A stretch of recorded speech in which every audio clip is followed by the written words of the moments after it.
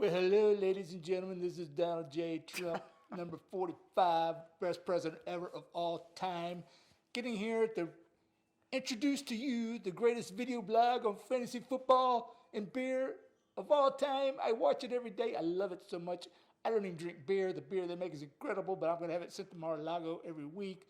So anyhow, help me parade around the beer of the day. Where's the pterodactyl? Has pterodactyl got the beer of the day? Oh, it's not pterodactyl. It's your favorite host with the most. No. And again, no, not we you. have to meet up. Hillary, Hillary, I didn't know you liked beer. I like beer. That's what makes me so hefty. This is shocking. This is shocking. Anyhow, thank you, Hillary. I didn't know you drink beer, but I see why now, because your butt is so big. But I'll see you again in 2024. Get out of here. Oh, that was terrible. What a crooked Hillary. Crooked Hillary. Anyhow, the beer of the day is from Avery Brewing. Stop it. It's the hazy IPA from Avery Brewing. It's delicious. And I want to introduce you to the greatest co-host in video blogging, Terry Martin, the pterodactyl. Come over here, Terry, and pour this beer for me, because you know I was a president. I don't pour beers. Hey there, Donald. So nice to have you in my home. Welcome to Ike and Terry's Fantasy Football. Ike said I could grope you. Only my husband can grope me. Yes. Okay, anyhow, my entourage awaits me. I must depart, but Terry, and tell Ike I said hello, and it's going to be huge. It's going to be huge. What really you guys huge. are doing is huge. So good luck with everything. There you go. Cheers. Cheers. Donald. Cheers. Well, thank you, Mr. President. Appreciate your appearance. I know you came a long way. But anyhow, again, the beer of the day is from Avery Brewing. Didn't mean to crush the can. Here's you another one. Yeah, Avery Brewing. This is from Boulder, Colorado. It's called Haziest IPA. It's juicy, it's hazy, and it's even better when you have two cans of it. Anyhow, there it is. This is wonderful. If you ever get the chance to get to Boulder, but actually this is distributed here in Texas. We love it. We drink it all the time, among other things. And there you go. It was a pterodactyl. I'm Terry. I'm Terry. I'm Mike Eisenzimmer, and this is Teresa Martin, and welcome to Terry and Ike's Fantasy Football and Beer Lounge. Cheers, Terry. All right on. And today Ike is going to finalize our beer making process by kegging the beer. So watch and enjoy. Oh, that's really good.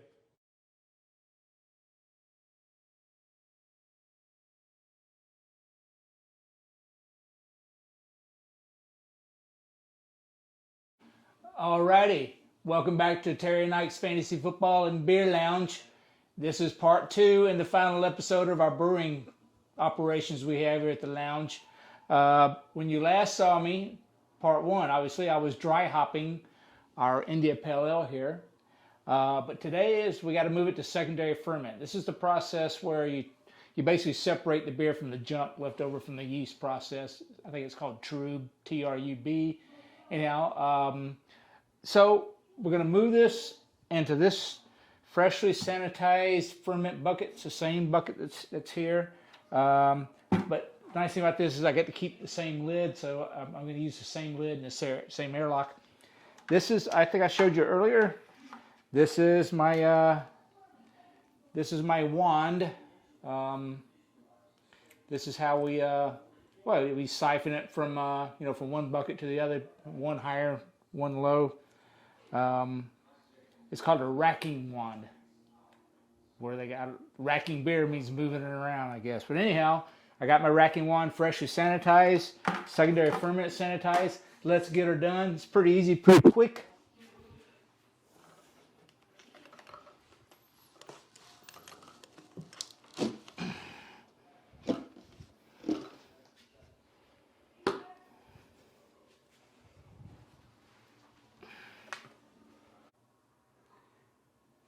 And here's a shot of the IPA. This is 1 week into the process. Remember yesterday I dropped in a second dry hop bag And we're going to keep these. These are going to be transferred as well into the secondary ferment. Matter of fact, I'm going to take them and just drop them into the other bucket. There we go. Nice gold hazy color. It's like grapefruit juice a little bit. All right, but you see the yeast byproduct forming on the bottom. And there'll be some on the bottom too. That's why we're moving it. You just kind of separating the beer from the junk. Okay. I've dropped my 2 dry hop bags in the bottom here. Now I'm going to make sure the tube goes into the racking wand. I'm sorry, make sure it goes into secondary ferment. It can get squirrely, so just be careful you're not shooting beer all over the place. All right, there we go. Now I just got to give it a couple of pumps, and voila, beer is flowing. See it flowing right in. And you also want to make sure that you're not pulling up any waste from the bottom. You'll see. Do this a few times, you'll get good at it.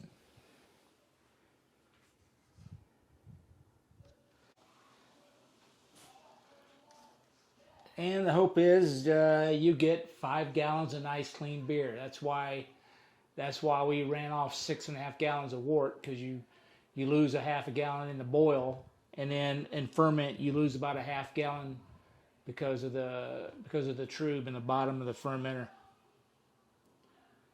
So when you separate it out, you should be 5 gallons, maybe a little more, hopefully. And something I never really talked about either is you make 5 gallons of beer, but how many glasses is that? Supposedly, a full 16-ounce pour will get you in the area of 40 beers per 5 gallons. In reality, it's more like 38, but I'm probably not doing 16-ounce pours. I'm probably doing more like 12 to 13-ounce pours, and then that's going to give you 50 to 60 beers. I keep a little marker sheet. I have some stickies on top of the kegerator, and as I take a beer, I mark it off. The problem is the pterodactyl forgets to mark it off. Friends and neighbors forget to mark it off, so I usually end up guessing a lot.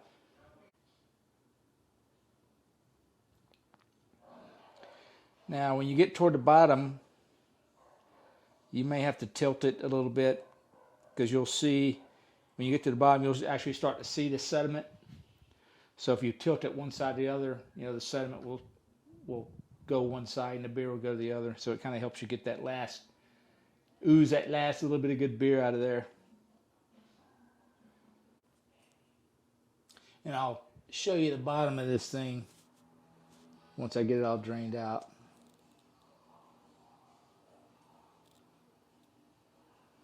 And you'll see right where the tube starts trying to get into the bottom of the wand, and that's just cut it off and leave whatever few ounces you have in there. It's not worth getting a bunch of that in your beer. And just to clarify, you're not going to get 100% of it out. I mean, at the end of the keg, when I get done drinking it, there'll be sediment at the bottom of the keg. Just it'll be a little. So when we're done with this, like I said, I'll seal it, put it back into the dark closet for another week, and then when I come back, we'll keg it. I'll show you how to keg it and hook it to the kegerator. Put the cap back on this one. Yep, right at 5 gallons. That's good.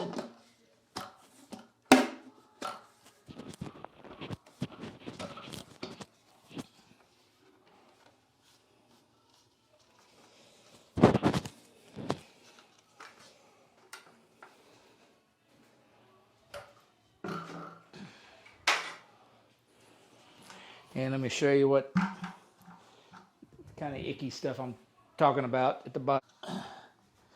And that's what we're talking about. See it? It's like a mud kind of thing. It depends on the yeast. I think sometimes it comes out in chunks.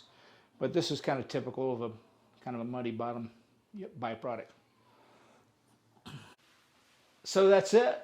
That's it. We now we're in secondary ferment. The next step is to keg that bad boy in about a week. So when I come back, we'll do that, and I'll show you my keg setup. Yeah, this is a part 2 and final episode of our beer making. The last time I saw you, we were on day 7. We did the dry hop, and then I moved it to secondary fermentation, and that's what I have right here. Now today, I'm going to keg this stuff. I mean, this is the best. This is where it all pays off. This is a big, exciting day. Is when your brew day goes to the keg or to your bottle or whatever. I'm going to show you both ways a little bit. I do keg. I used to do bottle. It works. I don't do it anymore because it takes a little extra effort. But here we go.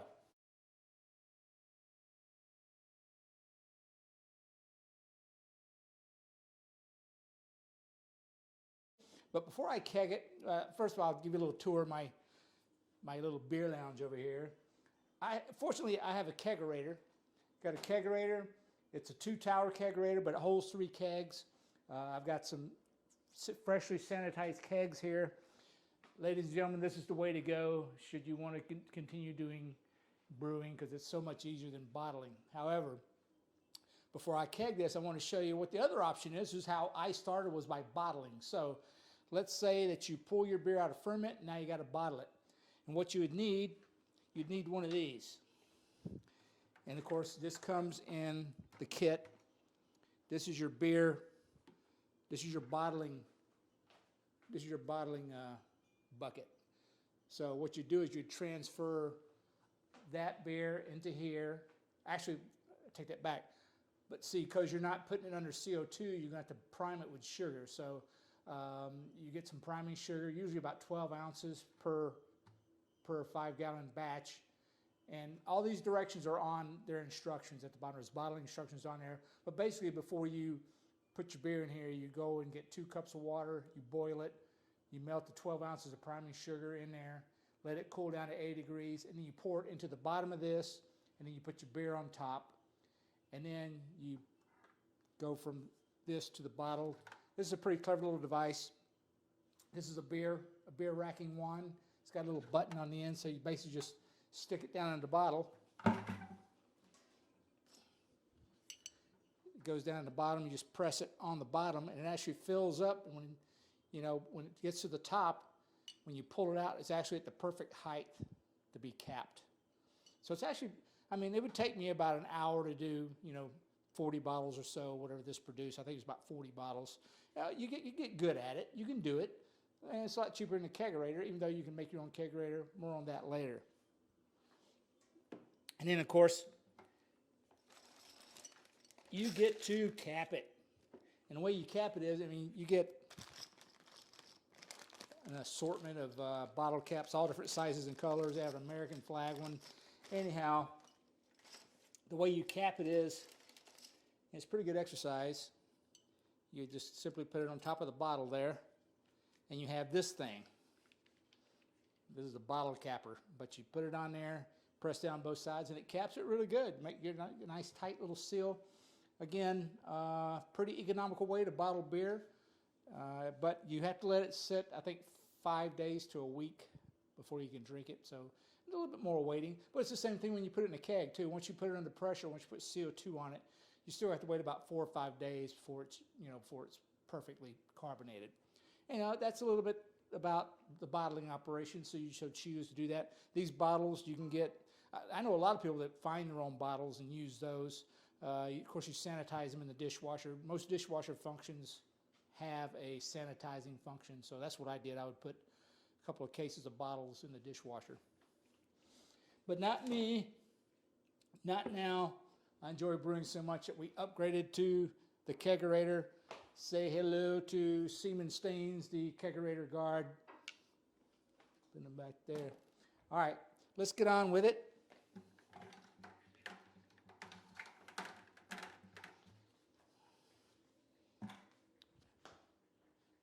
Move it. All righty. So here is the hazy IPA from secondary ferment. Here is my keg. Here's my sanitized racking wand. You met this last time. But these kegs, this is what they're called. They're called homebrew kegs because it has a hatch instead of the pressure fitting. Much easier to work with than the pressure fitting.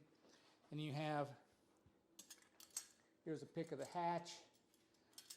Yeah, they're easy to keep clean. It's just a nice little gadget. These were actually used for making soda. This is what soda manufacturers use to put theirs under pressure. All right, so I'm going to set this aside. Da, da, da, da, da. Okay, let's see what this beer looks like.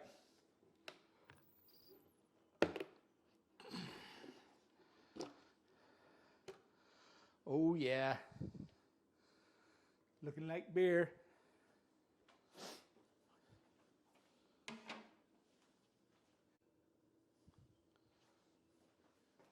Okay, you see the 2 bags of hops. Those are going to come out. Let them drain for a minute.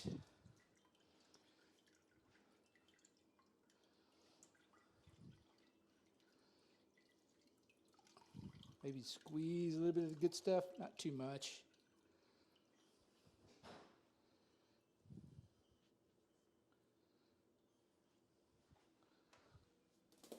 Just throw those in the sink for now.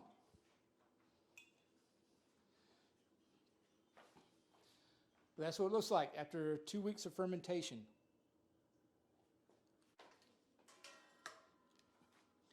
So once again, here's the keg. It's called a homebrew keg.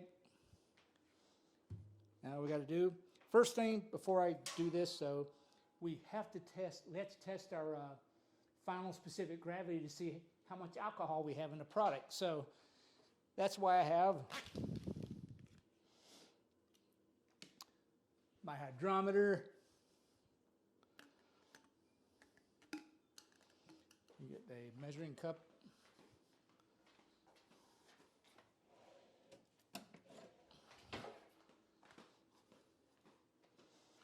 I don't know if you remember, but the original specific gravity was 0.06.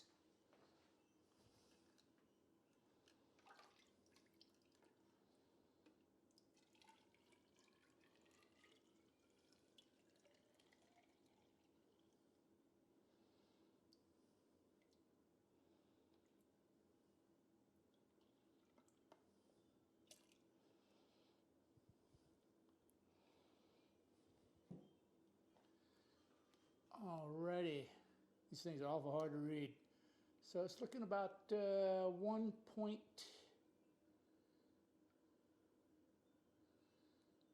1.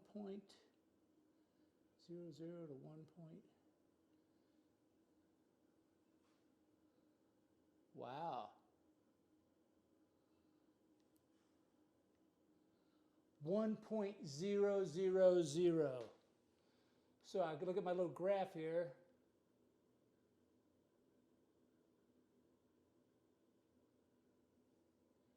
Oh, here we go.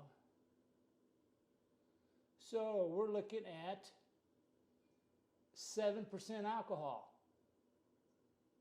Wow. That's going to be some good stuff. So let me, and write your numbers down too, because I take notes. I keep all my brewing notes. So I got to jot that down. 1.000, 7% alcohol. Now we're ready.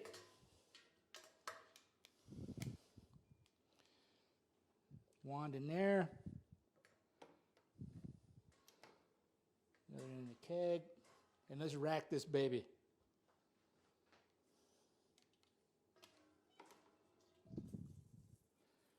And we're off and running.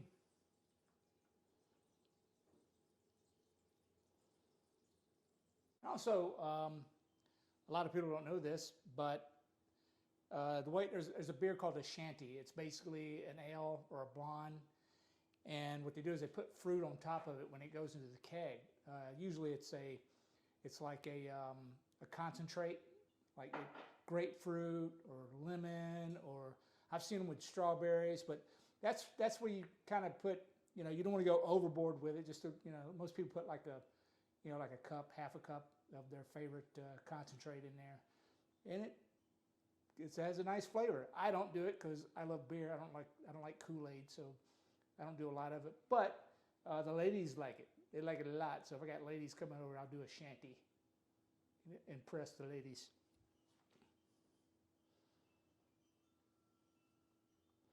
This usually takes about 3 or 4 minutes. Now a little bit about these kegs. This has, this is going to be, I have CO2 in here, obviously. So once this gets topped off, I'm going to put the hatch back on. As a matter of fact, I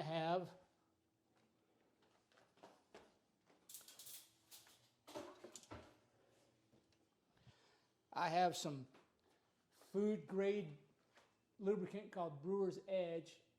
I don't know if you can see that. Anyhow, it's a food grade lubricant. You can get it anywhere. You can get it on Amazon.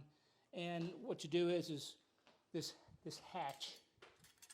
The hatch here has a rubber seal on it. So you want to keep it kind of tacky so you don't lose any air pressure. So you just put just a little bit of dab around it, you spread it with your finger around there. And also on the post, right here is this is where your CO2 comes in, it says in, and this is where the beer comes out. It has little rubber O-rings, put a little bit on there as well. It'll make it easier to get the fittings off at the end of your keg.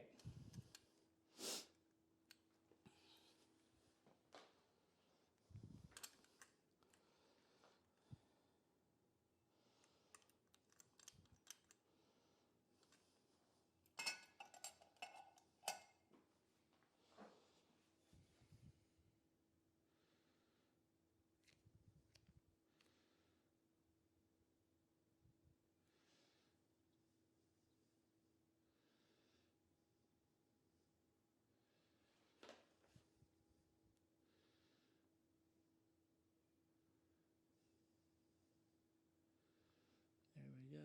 Little dab of do ya.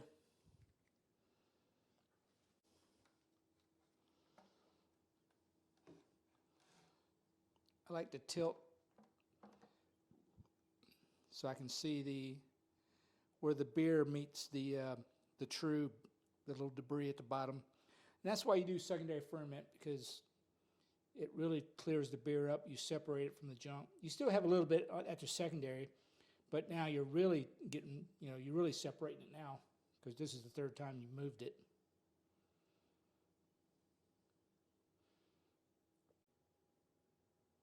Almost there. And we got a full 5 gallons, which is good.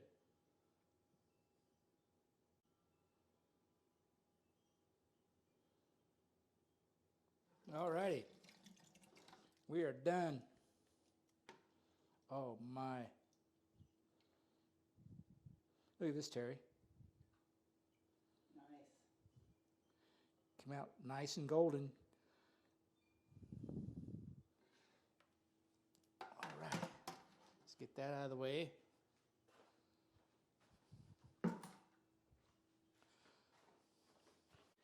Okay. Got our hatch. This is a, I don't know if you know this, but this is a release valve. You just pull it. It's got a spring in there, so when you do have to open the keg, it'll be under pressure at some point. That's how you relieve the pressure, is through this thing. And a lot of YouTube videos about kegging. What do you think I learned from? I learned from YouTube. All right. Seal it off. Pop it down. Now the most important part is you want to bleed off the gravity that's in there. Gravity is bad for beer. I mean, not gravity. I said gravity. Should have said gravy. Anyhow, I'm talking about oxygen. You should bleed the oxygen off in here, because oxygen is bad for beer. So you want to load it with CO2, bleed off the oxygen. I'll show you how to do that. Here we go. Here is... Okay, so here is the CO2 side, this red cable here. Here is the beer side that goes out to the tap. Right now, all we care about is the CO2. So find here's the end, that's where the end goes. Now the outside has a long tube that goes to the very, very bottom of the keg. That's where the beer is pressed out to the bottom of the keg. Anyhow, we're going to load it up with CO2. These fittings here. Press it down on there. Get a tight seal. And now, put it under pressure.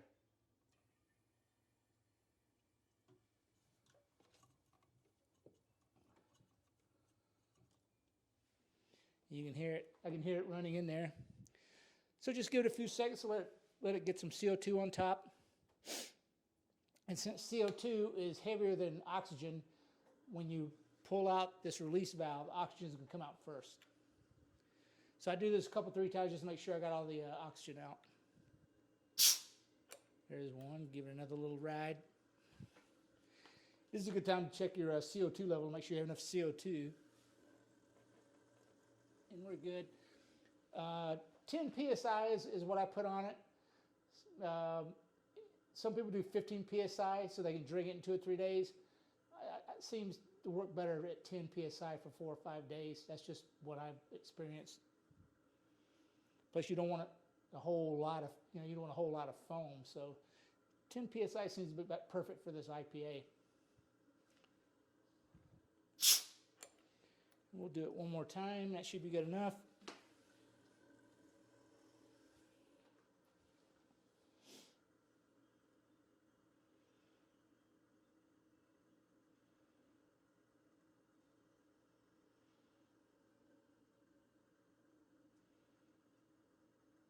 And also, it'll keep longer if you have no O2 in there. And it's funny, it seems like this beer gets better. The longer you have it in there, it just seems like the second week tastes better than the first week, if that's possible. You can actually taste it getting better as it ages.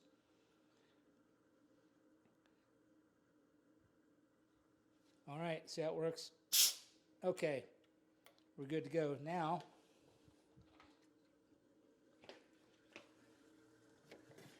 we'll add the beer fitting. Same thing, just different color. Press that bad boy on there. There you go. I like to move it a little bit, make sure you got a tight seal. I don't hear any hissing. Boy, the first time I did this, I lost I think it was 2 tanks of CO2 that because I had a leak, I couldn't figure it out, and what it was is I didn't have these fittings tight enough on the tubes here. So what I did was I took a squirt bottle, I have a squirt bottle, and I just squirted, and I found where the bubble was coming from. So just having a squirt bottle around, when you first start, now it's all, kind of got it all worked in. I don't have any leaks at all, so that's one of the bugaboos, but you live and learn. I didn't lose any beer over it. Okay, that's it. I'm going to put this in here. I keep my kegerator at 37 degrees. Oh, that is the best temp for beer.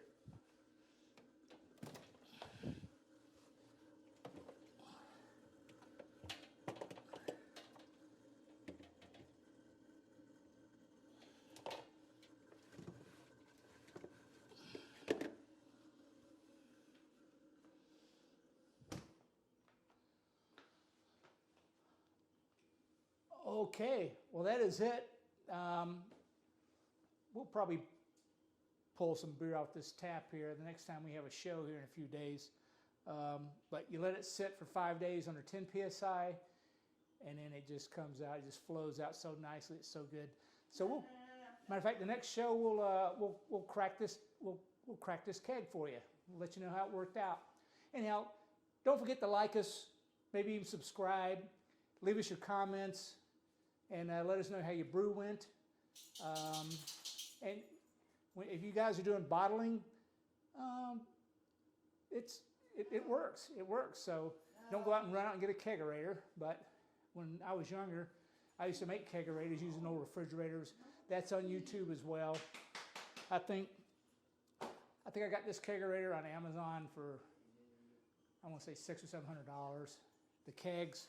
I got brand new kegs. You can get used ones. I got brand new kegs. Those are like $99 each. So that was the big upgrade Christmas that I got for the brewing operation. Anyhow, I think next week Terry and I are going to do some mock drafting for you, so we can show you what that's like. All right. So again, great to see you again, and cheers.